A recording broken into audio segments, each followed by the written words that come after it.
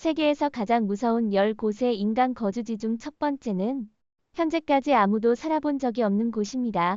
이 비디오에서는 우리가 세계에서 상상할 수 있는 가장 무서운 신비로운, 심지어 가장 위험한 인간 거주지 10곳을 함께 살펴보겠습니다.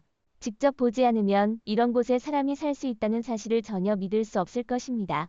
미친 듯한 섬부터 불타는 도시까지, 사방이 절벽으로 둘러싸인 곳부터 쓰레기 산처럼 쌓인 곳까지, 실제로 존재하는 이런 인간 거주지를 함께 탐험하며 다양한 삶과 이야기를 발견해 봅시다. 10위는 쓰레기 제국입니다. 1969년 카이로 시장은 수도의 모든 쓰레기 수집가들을 한 곳에 모아 정착시키라는 명령을 내렸고, 그 운 좋은 지역의 이름은 만시아트 나시르입니다. 이곳에 처음 온 사람들은 말로 표현할 수 없는 믿기 어려운 악취에 압도됩니다. 이것은 썩은 과일, 변질된 음식, 그리고 죽은 고양이와 개의 시체에서 나는 끔찍한 냄새의 조합입니다. 쓰레기 봉투, 깨진 병, 낡은 신문, 버려진 합판 통조림, 포장지 등 다양한 쓰레기가 만시아트 나시르 곳곳에서 자유롭게 흘러다닙니다. 이 지역의 거의 모든 주민들은 같은 직업, 즉 분류 작업자로 일하고 있으며, 사람들은 이를 쓰레기 인간 혹은 자발린 사람이라고 부르는 것을 선호합니다. 쓰레기 입자 담배제, 먼지가 이곳 공기의 약 25%를 차지하며, 먼지는 공기 중에 떠다니며 얼굴과 폐에, 그리고 카페에서 판매되는 빵과 케이크 위에 내려앉습니다. 현지인들은 여기에는 파리가 전혀 살지 않는다고 농담합니다. 왜냐하면 악취와 먼지 때문에 파리가 와도 살 수 없기 때문입니다.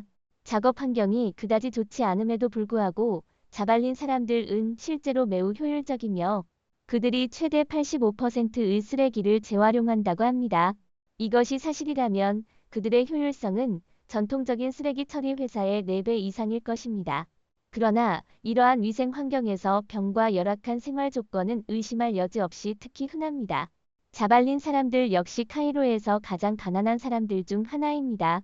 여기에서 태어난 경우 여기서 벗어나기는 거의 불가능합니다. 창밖에 쓰레기가 아닌 것을 보고 싶다면 그것은 거의 도달할 수 없는 꿈과 같을 것입니다. 9위는 해상 국가입니다.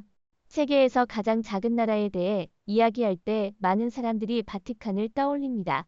하지만 실제로 이 나라와 비교하면 바티칸은 대국이라고 할 수 있습니다.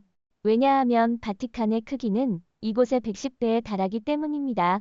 이곳은 서랜드 공국으로 세계에서 가장 유명한 개인 국가로 영국 해협에 위치하며, 영국 잉글랜드 서퍼 카운티 해안으로부터 단 10km 떨어져 있습니다. 그것의 전신은 2차 세계대전 동안 독일 해군의 침입을 방지하기 위해 영국이 건설한 많은 해상 요새 중 하나로 웨이브 포트라 불렸습니다. 1967년 9월 영국 해군에서 은퇴한 로이 베츠 중령이 이 버려진 요새를 발견하고 점령한 뒤 그것을 주권을 행사할 수 있는 독립된 국가로 선포했습니다.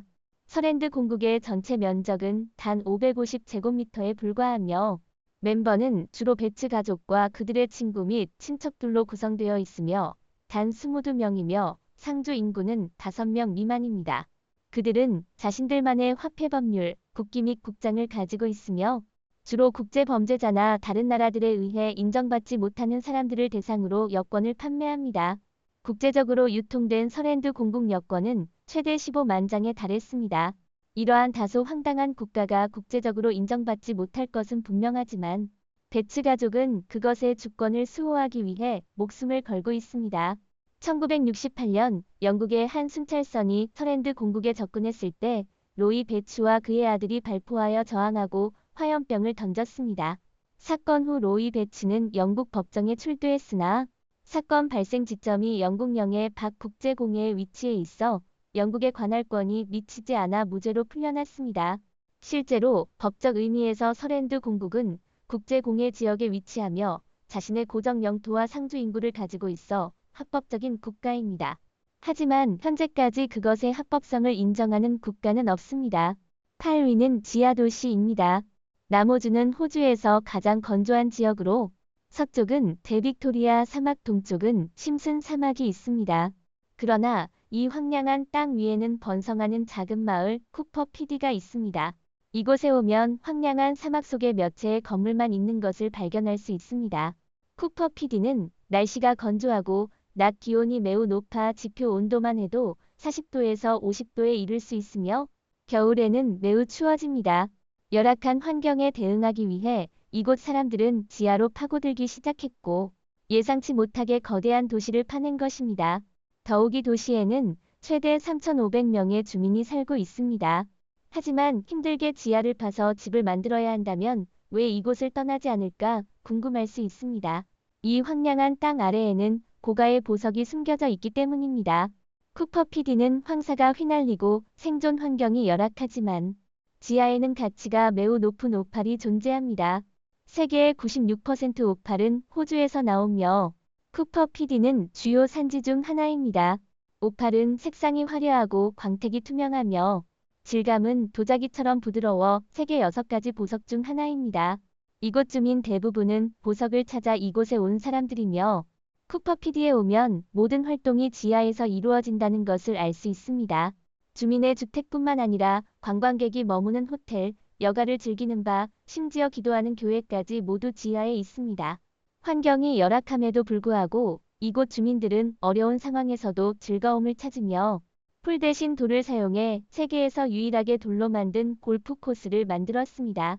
제7위 고독한 바위 LED 섬은 아이슬란드 남해안에 위치해 있으며 전체 섬 면적은 45만 제곱미터입니다.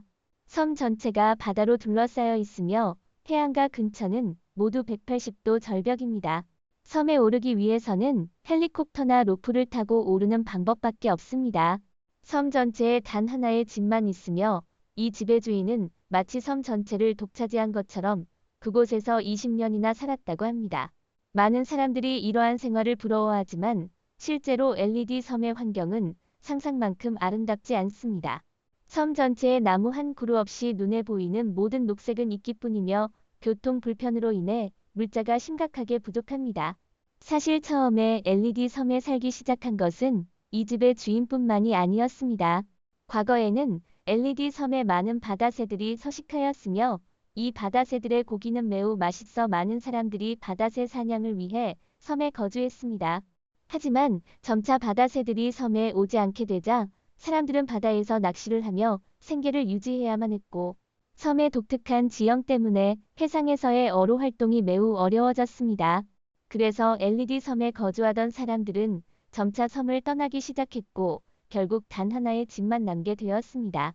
하지만 바로 이 한 채의 집이 LED 섬에서 더욱 눈에 띄게 되었으며 오히려 이 집은 유명한 관광지가 되어 매년 많은 관광객이 이름을 듣고 찾아오게 되었습니다. 그들은 LED 섬에서 섬 전체를 독차지하는 고독함을 직접 느껴보기 위함입니다. 제6위 홍콩의 관영주택 번화한 도시 홍콩에서 많은 사람들이 극심한 빈곤과 절망 속에서 살아가고 있습니다. 현지인들 사이에서는 이러한 주택을 농담 삼아 관영주택이라고 부릅니다. 전체 면적이 겨우 3제곱미터에 불과하며 창문이나 환기시설조차 없어 홍콩의 감옥 셀보다도 좁습니다.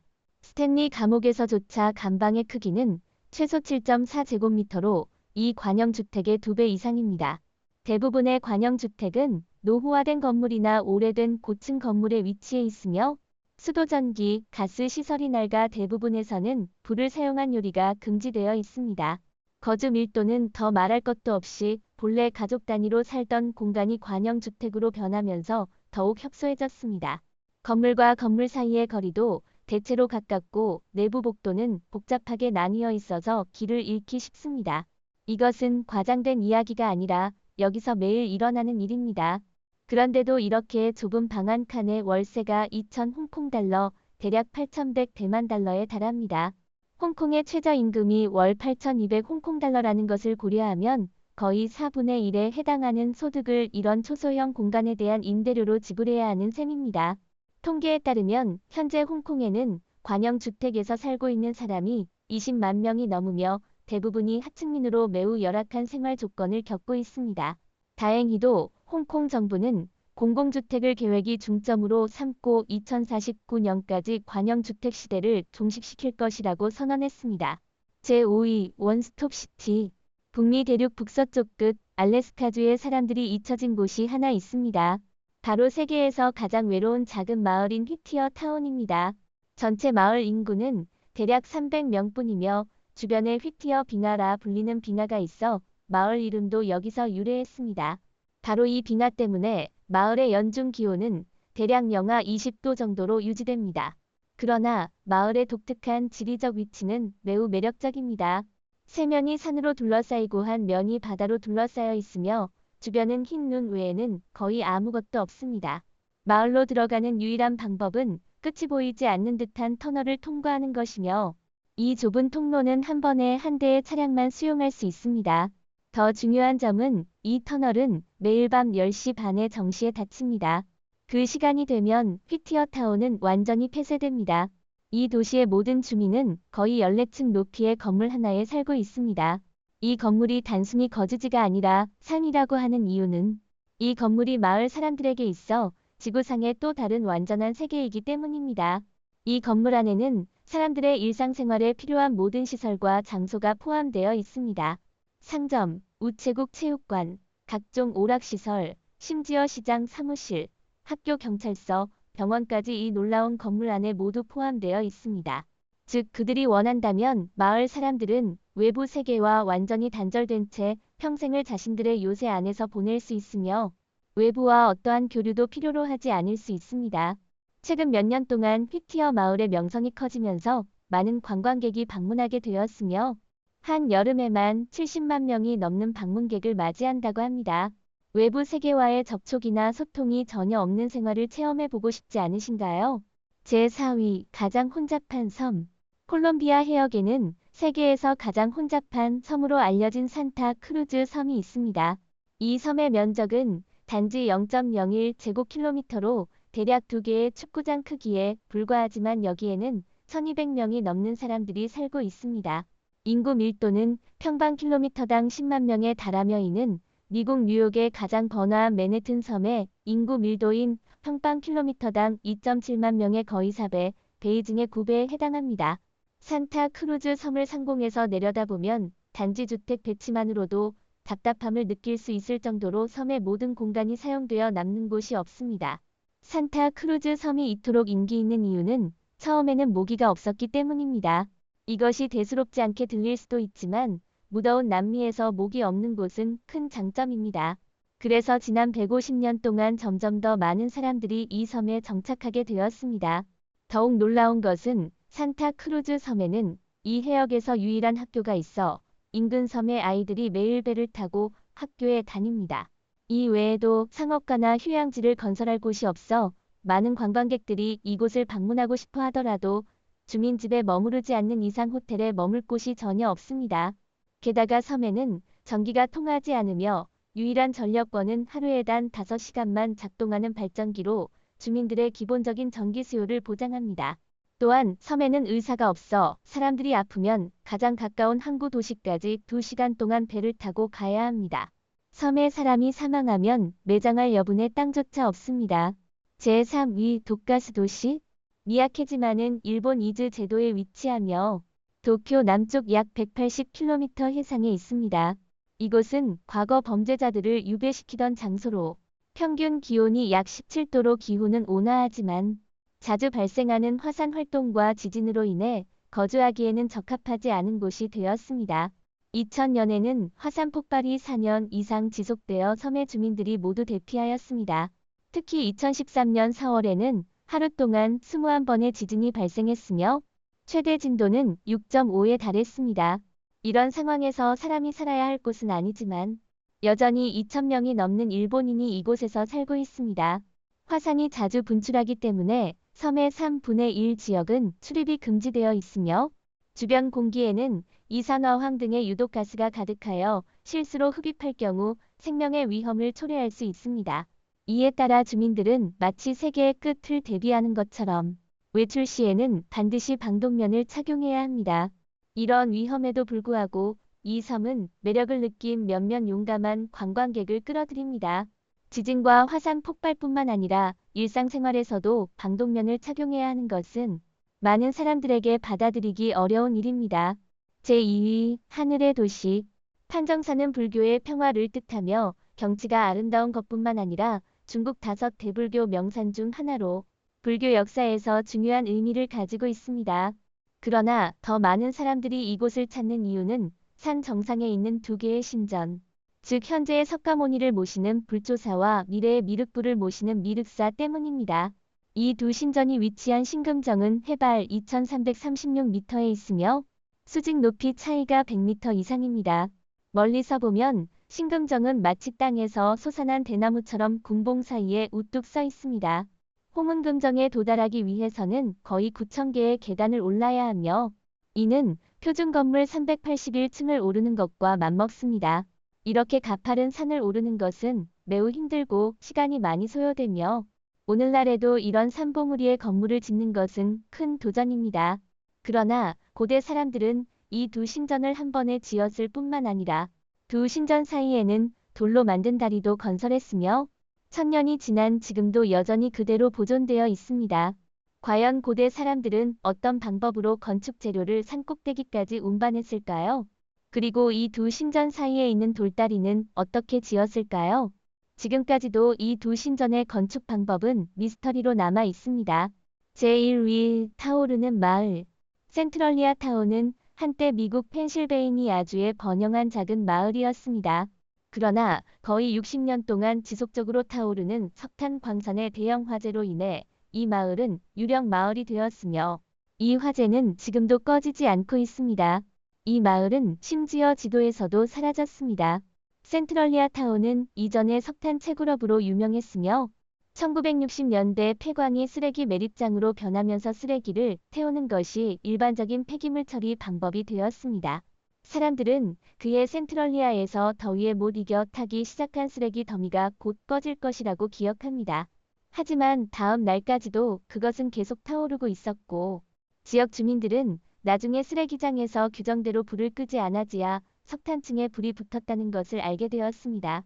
윗부분에 불을 성공적으로 끄더라도 지하 석탄층에서 보이지 않는 화재의 확산을 막을 수는 없었습니다. 몇 주 만에 화재는 주변의 다른 폐광으로 빠르게 퍼져나갔고 지하 대화재를 완전히 진압하는 것은 희망이 희박한 일이 되었습니다. 마을 전체의 땅이 균열을 일으키기 시작했고 공기 중 일산화탄소 농도가 점점 증가했습니다. 전문가들은 대규모의 해자 작업을 통해서만 화재를 효과적으로 진압할 수 있다고 지적했지만 설사 건설 예산이 6억 6천만 달러에 이르더라도 성공을 보장할 수는 없습니다. 또한 화재의 연소 상태에 따르면 센트럴리아 타운 아래의 지하 불은 앞으로 250년 동안 더 탈 것으로 추정됩니다. 그리고 주변 도시의 사람들도 최근 몇 년 동안 속속 떠나고 있습니다. 오늘날 이번에 번영했던 타오르는 작은 마을은 이미 아무도 살지 않는 버려진 도시가 되었으며 정부는 이 도시에서의 거주를 금지하는 관련 법률을 발표했습니다. 조금만 부주의해도 생명을 잃을 수 있기 때문입니다. 장 무서운 인간 거주지 중 어느 곳이 가장 인상 깊었나요? 영상에서 언급되지 않은 다른 무서운 거주지가 있다면 댓글로 알려주세요. 이 영상이 마음에 드셨다면 좋아요와 구독을 부탁드리며 친구들과 공유도 잊지 마세요. 시청해주셔서 감사합니다. 다음 영상에서 뵙겠습니다.